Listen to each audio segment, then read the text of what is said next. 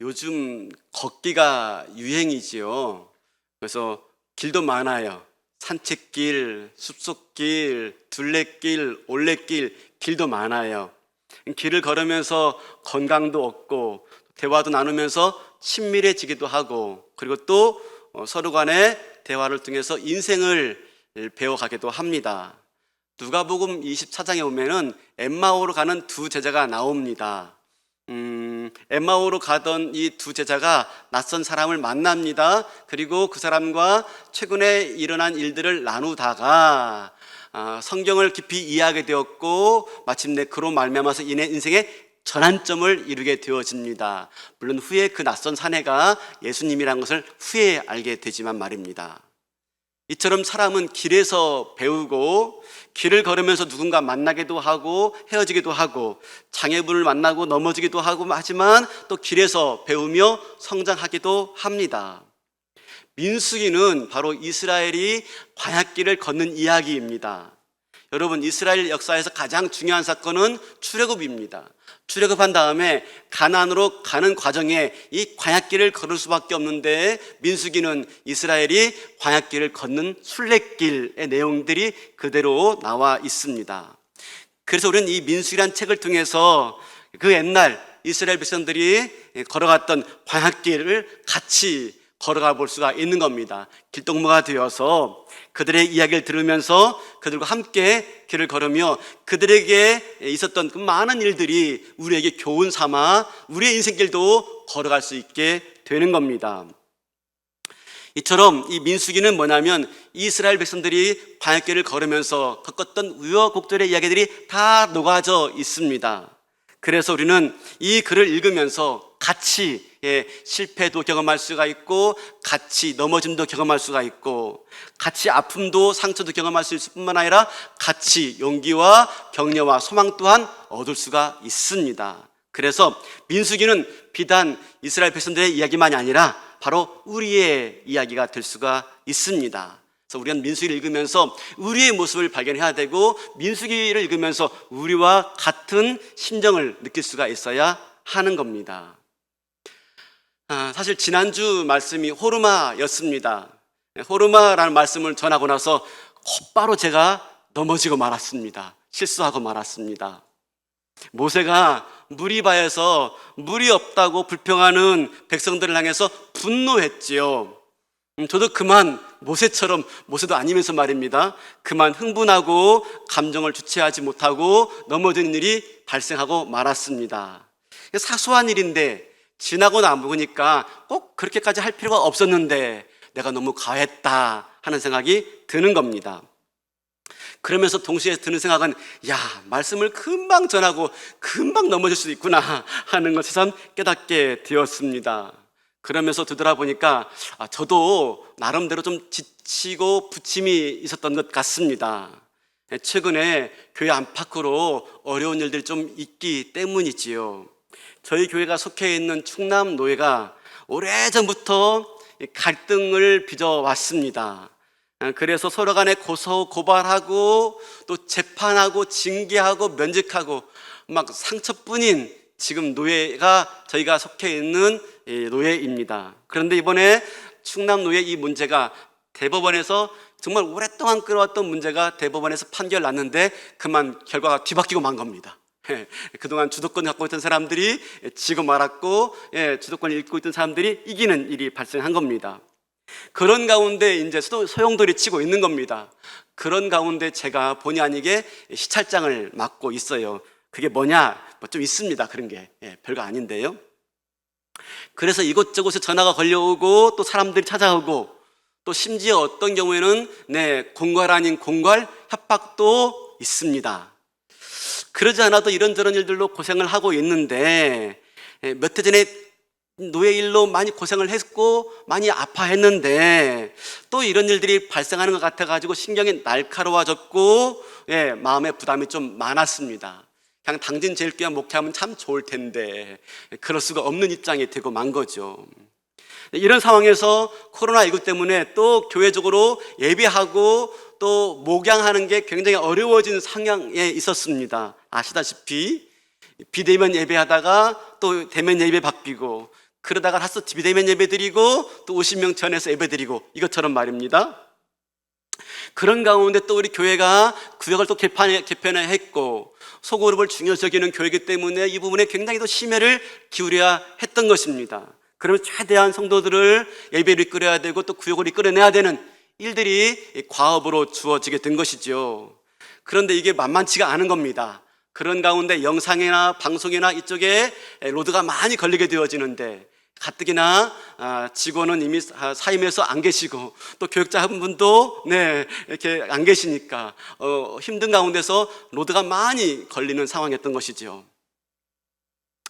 제일 큰 걱정은 뭐냐면 이런 상황 속에서 성도들이 예배의 자리를 멀리하게 되어지는 것들이 마음속에 안타깝고 못내 부담이 되었습니다.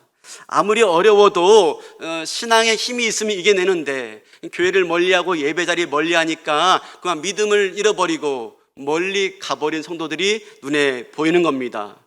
점점점 멀어지는 성도들의 모습을 보면서 안타까움 속에 있게 된 거죠.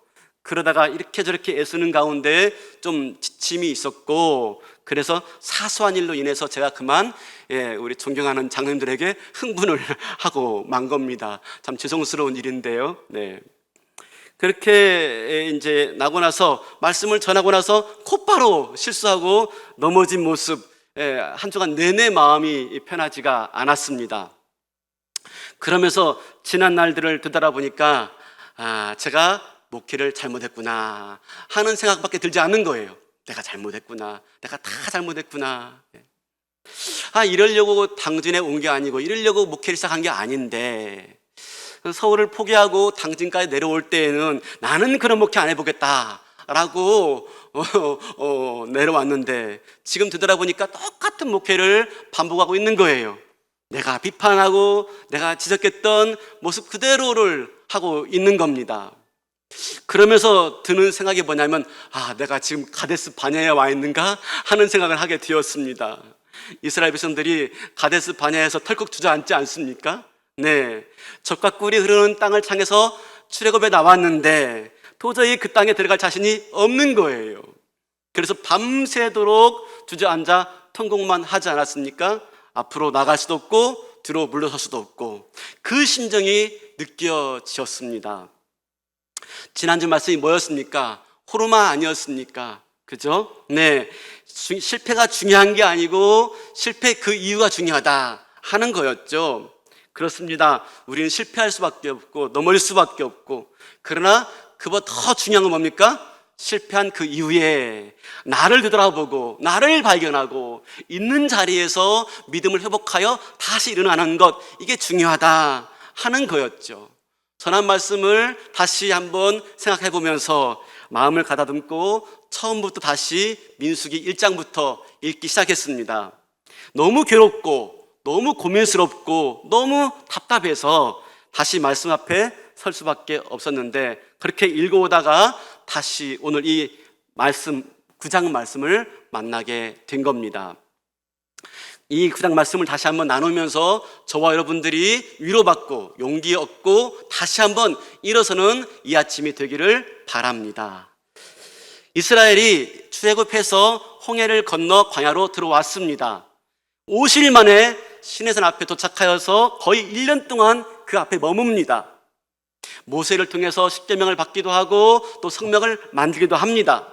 그리고 이제 드디어 모든 준비를 마치고 시내산 앞을 떠나서 가나안을 향해서 막 출발하게 됩니다.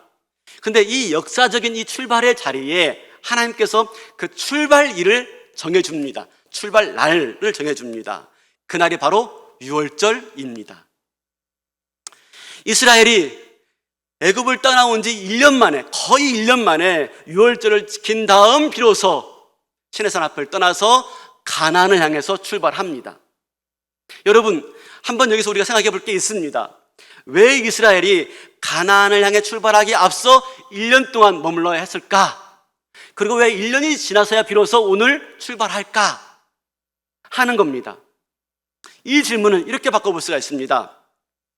하나님께서는 이스라엘 백성들이 이제 드디어 가나안 땅을 향해서 출발하는데 왜 유월절을 지키고 출발하도록 하였을까? 하는 겁니다. 왜 유월절을 지키고 출발하도록 했을까? 여러분, 유월절은요, 우리나라로 한다면 개천절, 광복절과 같은 날입니다. 1년 전 이스라엘이 애굽을 빠져나올 때 특별한 경험들을 했죠. 그게 첫 번째 유월절입니다. 애굽왕 바로가 이스라엘의 출애굽을 가로막습니다. 그로 인해서 애굽에 10가지 재앙이 내려지게 되어지죠. 그리고 바로는 고집 부리다가 마침내 10번째 장제의 재앙 앞에서 그만 어떡합니까? 그걸 경험하고 나서야 이스라엘을 놓아줍니다. 여러분, 장자가 죽었다 하는 걸 얼마나 합니까? 대가 끊어졌다 하는 걸 의미하고요, 특별하게 또 이스라엘에게서 이 첫 번째 것은 나머지 모든 걸 대표합니다. 그러니까 장자가 죽었다 하는 걸 얼마나 합니까? 애굽이 끝났다 하는 걸 말하고 있는 거예요. 끝났다. 그래서 애굽의 곡소리가 하늘에 울려 퍼지게 되었죠. 그러나 그에 비해서 이스라엘 백성들은요, 문설주에 어린 양의 피를 바르라 라고 하는 하나님의 말씀에 순종하여서 마침내 장자가 죽는 재앙을 모면하게 됩니다. 그래서 패스오버라고 하죠. 유월절의 뜻입니다. 장자가 죽지 않았으니 가문이 이어지는 것이고요, 애굽은 종말에 선언됐지만 이스라엘은 새로운 출발이 시작되는 날이 유월절입니다. 그러니까 유월절은요, 어떤 것입니까? 이스라엘 백성들에게 있어서 유월절은 애굽이라는 과거를 떠나서 새로운 미래를 향해서 출발하는 날. 그래서 유월절은 이스라엘의 생일과 같은 날입니다. 생일, 그죠? 생일. 그런데 오늘 본문에 보니까 가나안을 향해서 출발하기 앞서 온 백성들에게 유월절을 지키라 라고 명령하고 있는 것입니다. 그러니까 두 번째 유월절이죠. 두 번째 유월절을 지키라. 여러분, 왜 하나님께서 이스라엘 백성들에게 왜 이 두 번째 유월절을 지키고 출발하라 라고 말씀했을까 하는 질문이지요. 필요한 준비가 다 끝났으면 그냥 출발하면 되는 거 아닙니까? 여기서 우리가 한 가지, 광야를 향해서 나아가는 데 있어서 중요한 게 무엇인가 하는 걸 우리에게 알려주고 있어요. 여러분, 광야로 나갈 때 가장 중요한 게 뭡니까? 바로 이스라엘 백성들에게 이 유월절 정신을 갖고 나가라 하는 겁니다. 유월절 정신, 유월절의 은혜를 품고 나아가라 하는 말씀인 것입니다. 우리 10절, 11절 9장 내용 보면요, 이제 그 부디 중에 어떻게 부정하게 되어서 유월절을 못 지킨 자들이 생기게 된 겁니다. 그래서 11절에 보니까 이렇게 말합니다. 둘째 달 14째 날 해질 때에 그것을 지켜서 어린 양의 무교분과 쓴 나물을 아울러 먹을 것이요. 그러니까 첫 번째 달 14째 날에 유월절 지켰는데 혹시라도 못 지킨 사람들 때문에 그 다음 달 14일에 또 유월절을 지키게 하고 있는 거예요. 그리고 심지어 어떡합니까? 그 민족 가운데는 이방인까지도 유월절 다 지키라 라고 말씀하세요. 무슨 말이죠? 이스라엘이 광야로 나아가는 데 있어서 한 사람도 빼놓지 말고 다 유월절을 지키라 라고 말을 하고 있는 겁니다. 그만큼 유월절이 중요한 거예요. 이스라엘 공동체 모든 사람들이 다 이 유월절 정신 가지고 출발하라. 유월절의 은혜를 가지고 출발하라. 그죠? 어떻게 해서 애굽을 빠져나오게 되었는지, 어떻게 해서 하나님 백성이 되었는지, 그리고 이렇게까지 하면서 하나님이 이스라엘 백성들을 출애굽시키신 이유가 무엇인지, 그리고 이 모든 과정 속에서 어떻게 하나님이 손길로 인도했으며 어떻게 역사했는지, 이것들을 어떻게 해요? 1년이 지난 두 번째 유월절 지키면서 생생하게 기억하면서 유월절 정신을 품고 유월절의 은혜를 가슴에 품고 출발하라 라고 말씀하고 있는 것입니다. 그러기 위해서 뭐가 필요했어요? 1년이 필요했다. 1년이. 첫 번째 유월절을 보내고 두 번째 유월절을 맞이하기까지 꼬박 1년이 걸렸던 것입니다. 그리고 두 번째 유월절을 지내면서 유월절 정신을 가슴에 품고 출발하라. 여러분, 그렇습니다. 아무리 중요하고 아무리 급해도요, 다 모든 일에는 순서가 있지요. 그런 말 있지 않습니까? 아무리 급하다고 바늘을 허리에 꿰서 쓸 수 없는 법이다. 그죠? 실을 바늘 허리에 끼고 쓸 수는 없지요. 그죠? 이스라엘 백성들이요, 사실은 준비를 다 마친 상태였어요. 민수기 1장에 보면 인구 조사합니다. 나중에 좀 살펴보겠지만, 인구 조사는 그냥 인구 조사가 아니라 싸움에 나갈 만자들을 계수하기 위한 조사였습니다. 다시 말하면 이스라엘은 한 번도 가지보지 않은 길을 가야 했습니다. 어떤 위험과 어떤 어려움이 있을 줄 모릅니다.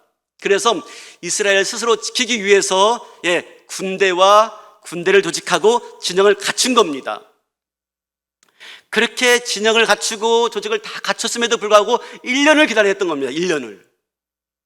왜요? 두 번째 유월절을 지키기 위해서. 여러분, 때로는요, 우리가 보이는 것보다 보이지 않는 게 더 중요할 때가 많아요. 물론 보이는 게 확실하죠. 그걸 붙잡는 게 확실해요. 그러나 그렇지 않고 보이지 않는 게 더 중요할 수가 있는 겁니다. 군대, 무기, 이런 것들 준비하면 좋죠. 그러나 더 중요한 게 뭐였어요? 정신이었어요. 정신, 생각.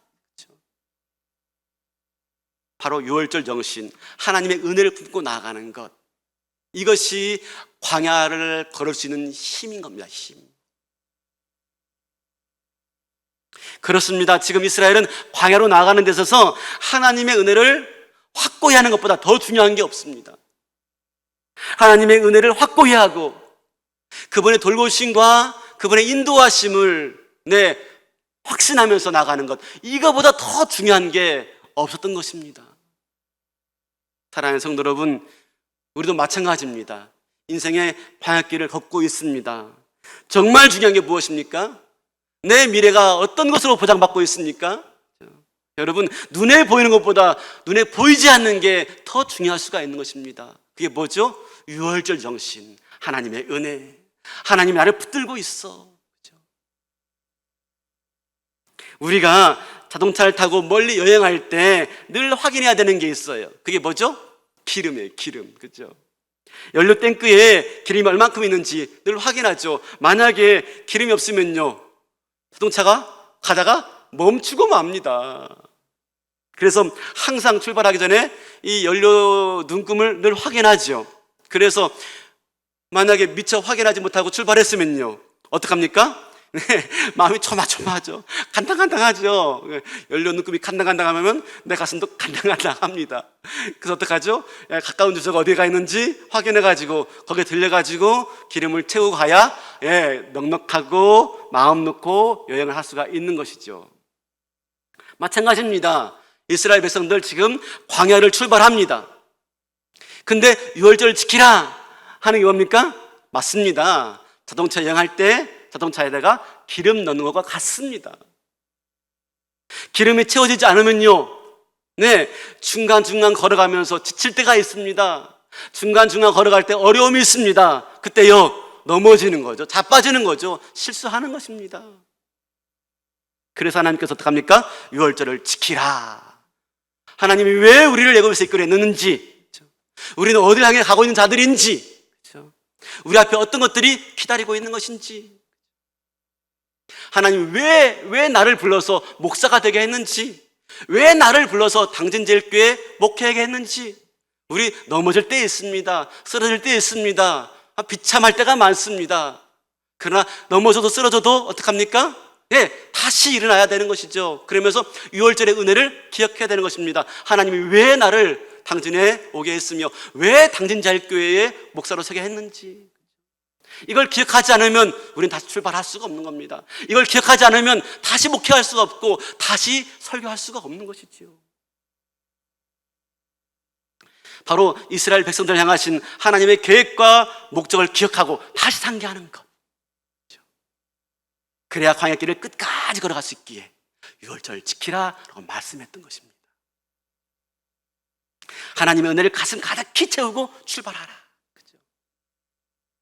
사랑하는 성도 여러분, 예수님께서 십자가에서 죽으신 날도 유월절입니다. 그죠? 그래서 예수님께서 잡히시기 전날 밤 유월절 만찬을 하시죠. 우리가 잘 알려진 최후의 만찬. 그때 출애굽의 상황을 재현시키면서 바로 하나님의 은혜를 상기시킵니다. 예수님께서 누가복음 22장 19절 말씀 읽어볼까요? 또 떡을 가져 감사기도 하시고 떼어 그들에게 주시며 이르시되 이것은 너희를 위하여 주는 내 몸이라 너희가 이를 행하여 나를 기념하라 하시고, 그죠? 20절 저녁 먹은 후에 잔도 이와 같이 하여 이르시되 이 잔은 내 피로 세운 새 언약이니 곧 너희를 위하여 붓는 것이라. 예수님이 친히 자기를요 유월절의 어린 양이래요. 우리를 위해서 자신이 피를 흘려서 우리의 인생의 문설주에 피를 발라 죽음의 재앙이 넘어가도록 해주신 거예요. 그래서 우리는 이제 죄의 종로로 타지 않고요, 마치 이스라엘이 애굽의 종로로 하던 데서 벗어나 자유인 된 것처럼 우리 이제는 죄의 종로로 타지 않고 하나님 백성이 되었고 영원한 생명을 누리는 자가 된 겁니다. 그리고 예수님 말씀하시죠. 제자들에게 나를 기념하여 이것을 행하라. 나를 기념하여 이것을 행하라. 내가 다시 올 때까지. 세상에 흩어졌다가 모일 때마다 이 주의 만찬을 다시 행하라. 뭘 말하고 있습니까? 이것은요 바로 이스라엘 백성들이 시내산 앞에서 광야를 향해 나아갈 때 유월절을 지키라 하는 말씀과 똑같은 말씀입니다. 이것을 기념하여 이것을 행하라. 유월절을 지키라. 유월절을 지키라. 그렇습니다. 우린 이제요 광야길을 나설 때마다 유월절을 지켜야 되는 겁니다. 하나님의 은혜를 기억하며 하나님의 은혜를 품고 나아가야 되는 것이죠. 거듭 말씀드리지만 우리로 하여금 광야를 걷게 하는 힘은 바로 유월절입니다. 광야를 걷다가 쓰러져도 유월절의 은혜를 기억하면서 다시 일어나는 것입니다. 하나님의 뜻을 어기고 죄를 지었어도, 그렇죠? 예수님의 보혈을 기억하면서 다시 죄사함 받고 일어나는 것입니다. 내가 감정을 주체하지 못하고 내가 실수했어도 넘어졌어도 다시 하나님의 부르심을 듣고 일어나야 되는 것입니다. 힘든 일 있을 때, 그렇죠?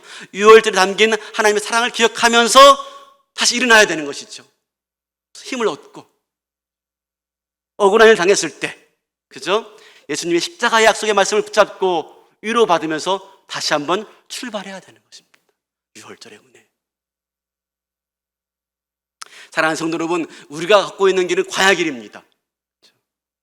한순간 좋을 때도 있지요. 잠시 꽃길을 걷는 것처럼 보일 때가 있습니다. 그러나 이내 고단한 광야길이 또다시 우리가 만납니다. 누구도 그 광야길을 피해갈 수가 없어요. 이제 연휴가 끝났습니다. 내일부터 월요일이 시작되어지는데 월화수목만 있고 금토일 없었으면 좋겠죠. 그냥 금금금금 계속 그냥. 그죠? 우리 아이가 추석 명절을 보내려고 집에 왔다가 이제 월요일 날 앞두고 출근하려니까 답답해지는가 봅니다. 그러니까 월화수목만 있고 금토일 쉬었으면 좋겠어. 이해됐죠? 이해됐죠? 어김없이 찾아오는 월요일, 그죠? 또 한 주간 광야가 시작되어지는 겁니다. 광야가, 그죠? 힘든 날들이 매주 시작되어지는 이 한 주간을 어떻게 우리가 지치지 않고 출발할 수 있을까요? 그죠? 바로 유월절의 은혜, 예배입니다. 예배, 그죠? 주일 예배. 주일 예배를 통해서 유월절을 경험하는 겁니다. 십자가의 은혜를 기억하는 것이죠. 우리 마음 한가득 하나님의 은혜를 가득 채우고 마음의 연료통에 은혜를 채우고 출발하는 겁니다. 내가 왜 다시 올해를 나가서 일을 해야 되는지, 내가 무엇을 하려고 이 일들을 해야 되는지 다시 한번 분명히 하는 겁니다. 그리고 내 마음에 힘을 얻어야 되는 힘을. 그래야 우리가 다시 월요일에 힘차게 일터로 나갈 수가 있는 거죠. 여러분, 우리가 이렇게 일주일만 사는 게 아닙니다. 하루도 마찬가지. 하루 아마 이 중에는 하루 아침 눈뜨기 어려운 분도 있을 것입니다. 그냥 이대로 그냥 계속 잤으면 좋겠다, 그죠?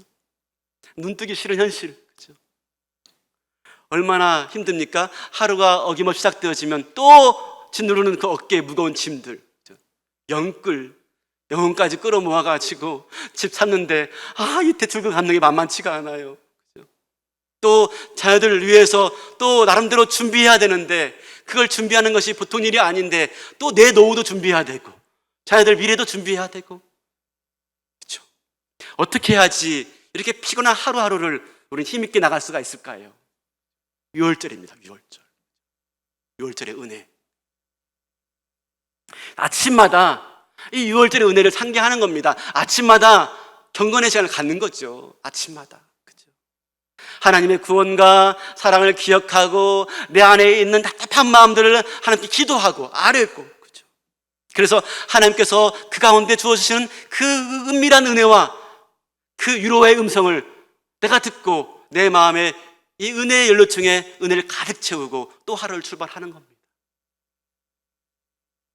사랑하는 성도 여러분, 우리가 일주일이든지 하루든지 아니면 우리 인생이든지 여러분, 은혜 없이는 출발하지 마시기 바랍니다. 은혜 없이는 반드시 넘어지게 되어 있습니다. 꼬꾸라지게 되어 있습니다. 비참하게 망가집니다. 비참하게. 내가 왜 이랬을까? 그러므로 아침에 일어나서요, 유월절에 어린 양을 바라보면서 나가는 거죠. 나를 위해서, 십자가 위해서 피 흘려 죽으신 예수님, 죽을 수밖에 없고 버리지만 못한 인생인데 구원해 주시고 하나님 앞에서 삼아주시고, 너는 내 아들이라, 내 사랑하는 자라, 내가 너를 사랑하노라, 너는 내 백성이라, 내가 너와 함께하노라, 내가 영원토록 너와 동행할 것이다, 내가 너를 향해서 가지고 있는 기대가 있고 꿈이 있고 소망이 있고 계획이 있단다, 내가 너와 함께 할 거니 한테니 나와 함께 가자. 그죠? 바로 6월절에 만난 이 하나님의 음성을 내 가슴에 가득 갖고 우리가 출발해야 되는 것입니다. 그런데 이렇게 하나님의 은혜를 충만히 받고 출발하는데 모세가 그의 장인 호바벨에게 이렇게 말합니다. 우리 10장 29절 볼까요? 모세가 모세의 장인 미디안 사람 느웰의 아들 호바벨에게 이르되 여호와께서 주마하신 곳으로 우리가 행진하나니 우리와 동행하자. 그리하면 선대하리라. 여호와께서 이스라엘에게 복을 내리라 하셨느니라 하면서 호바벨에게 같이 가자고 합니다. 그러니까 호밥이 나 싫어, 나 여기까지만 안내하고 나 돌아갈래 라고 모세의 제안에 거절합니다. 그러자 재차 간청합니다. 31절 모세가 이르되 청하건대 우리를 떠나지 마소서. 당신은 우리가 광야에서 어떻게 진칠지 아나니 우리의 눈이 되리이다 라고 거듭 말하니까 모세가 간청에 못 이겨서 함께 합니다. 같이 따라 나서게 됩니다. 여기서 우리가 좀 의아한 게 있습니다. 뭐냐면 이스라엘이 유월절을 지키고 출발했잖아요. 하나님의 은혜를 가슴에 가득 안고 출발했잖아요. 그러면 된 거 아닙니까? 근데 뭐가 더 필요합니까? 여러분, 사실 이스라엘이 행진할 때, 유월절 지키고 행진할 때 그냥 한 게 아니었습니다. 그들과 함께 한 게 있었습니다. 바로 구름기둥이었죠. 출애굽할 때부터 이들을 인도했던 불기둥, 구름기둥이 지금 이들을 앞서 인도하고 있었습니다. 그래서 어떡합니까? 이렇게 말하죠. 이스라엘 백성들이 구름이 성막에서 떠오를 때 행진하였고, 구름이 성막 위에 머물러 있으면 그게 하루건 한 달이건 며칠이건 이스라엘이 행진하지 아니하였더라. 이렇게 이스라엘은 구름 기둥을 통해서 하나님 인도함 받고 광야길을 나서고 있는데 지금 이 순간 자기의 장인 호밥에게 길 안내를 부탁하고 있는 거예요.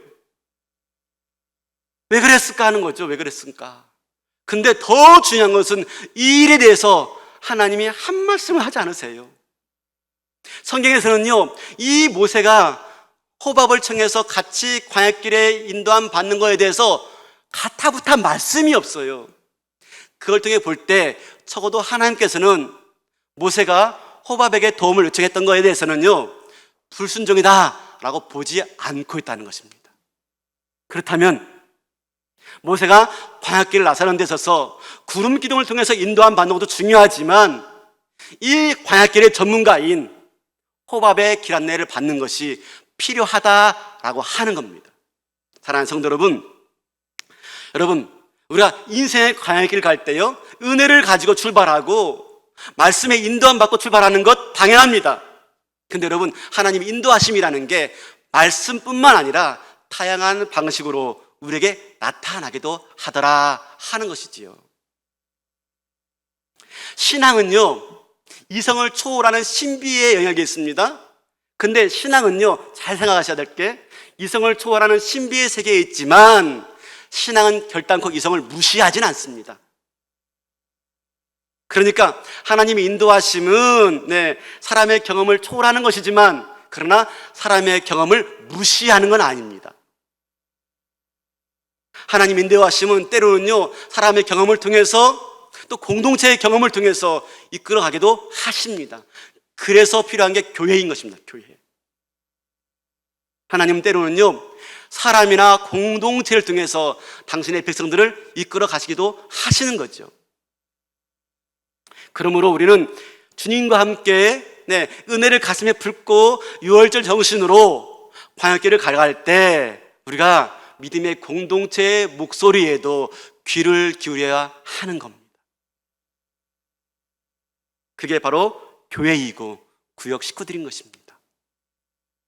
이번에 어려운 가운데서 구역 개편했어요. 그래서 구역 모임을 갔는데 한 구역에서요, 주일 말씀을 카톡으로 나누는 걸 볼 수 있었어요. 제가 매주 설교를 요약해 드리니까 이 순장님이 예전에 하던 방식대로 카톡으로 나누시는 거예요. 한번 보여주시겠습니까? 이렇게 내용 잘 안 보이시지만요, 나누는 겁니다. 그죠? 그러면서 나는 신자로서 웃음의 나눔을 실천해야 되겠다고 생각했습니다. 다음 분 이번 나눔 나눠주세요 하면서 제가 나누는 거예요. 요즘 불만 불평으로 가득한 저를 보고 하시는 말씀인 줄, 불만 불평을 거두고 모든 일에 감사함으로 살아가야지 다짐합니다. 그리고요, 페이지 넘겨보시면요, 그러면서 이 말씀 들으면서 생각났던 은혜 찬양을 나눠보자. 또 은혜 찬양을 나누는 거예요. 그러면서 이렇게 말씀을 나누는 걸 보게 되었어요. 여러분, 그렇습니다. 우리가 때로는 구역 식구들의 깨달음과 구역 식구들의 은혜의 나눔을 통해서 내가 걸어가야 될 광야의 길에 안내 또한 받을 수가 있는 겁니다.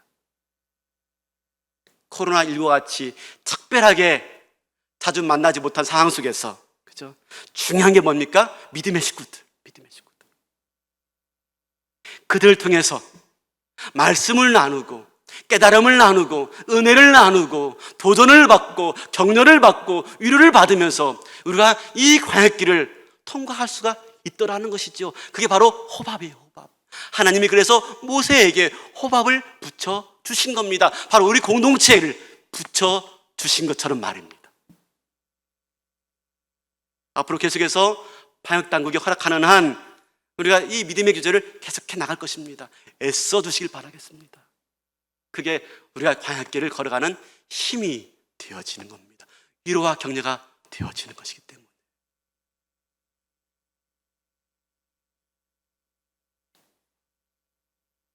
유월절을 지키라. 광야길을 출발하기 앞서서 이스라엘 백성들에게 유월절을 잘 지키도록 말씀했다는 것, 우리에게 중요한 것을 시사해 주고 있습니다. 유월절 정신을 가지고 가야 됩니다. 은혜를 품고 출발해야 됩니다. 그게 광야를 걸을 수 있는 힘입니다. 더불어 하나님이 믿음의 공동체를 허락해 주었습니다. 호박과 같은 믿음의 식구들을 허락해 주었습니다. 성도와의 교제를 통해서 위로받고 격려받고 용기 얻고 우리가 이 일을 그래야 넉넉히 걸어갈 수가 있는 겁니다.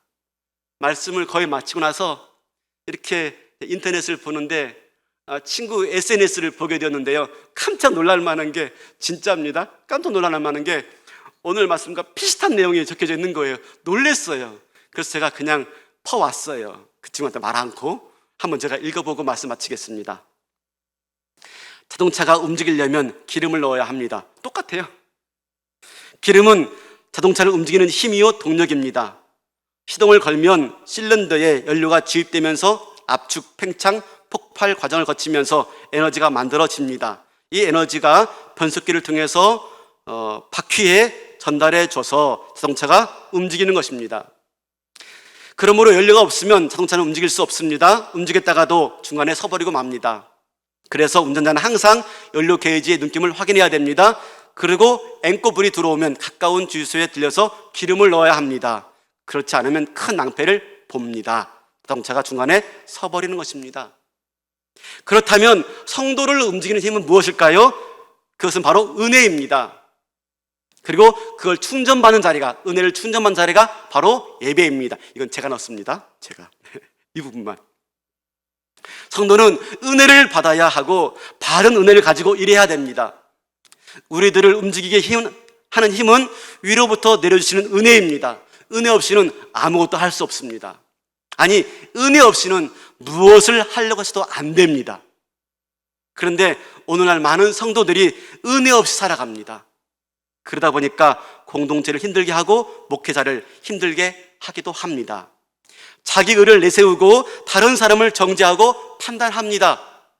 그럼 은혜를 어떻게 받습니까? F.B. 마이어가 이렇게 말했습니다. 신학자입니다. 나는 하나님의 은혜의 선물이 여러 층으로 든 선반에 있는 줄 알고 우리의 신앙의 연조가 높아질수록 그 여러 층의 은혜를 가질 수 있는 것으로 알았다. 그러나 후에 깨닫기를 하나님의 은혜의 선물은 아래로 내려가면서 여러 층 되는 선반에 있는 줄을 알게 되었다. 그러므로 이 선물들을 받아 가지고 가려면 내가 높아지기만 할 것이 아니라 더욱더 나를 내려가며 또 내려가기를 힘써야 한다. 무엇을 말하는가? 은혜는 겸손한 자에게 주어진다. 내가 얼마나 더럽고 추악하고 부족한 사람인지를 알고 주 앞에 엎드려 자비와 긍휼을 구하는 자에게 은혜가 주어진다. 비가 억수같이 쏟아져도 잘못 놓인 그릇에는 물을 담을 수가 없다. 그러나 가랑비가 내려도 제대로 내린 그릇에는 물이 고이는 법이다. 겸손한 자에게 은혜가 임한다. 오늘 또 하루도 위로부터 부어주시는 은혜를 사모하자. 그리고 그 은혜의 힘으로 살아가자. 반야길 힘든 길 살아갑니다. 바라기는 유월절 정신으로 은혜를 품고 출발하시는, 그리고 믿음의 공동체를 걸어가신 그들과 함께 위로와 격려 가운데 너끈히 길을 통과하는 저와 여러분 되시기를 주님의 이름으로 축원합니다. 다 일어나시겠습니다.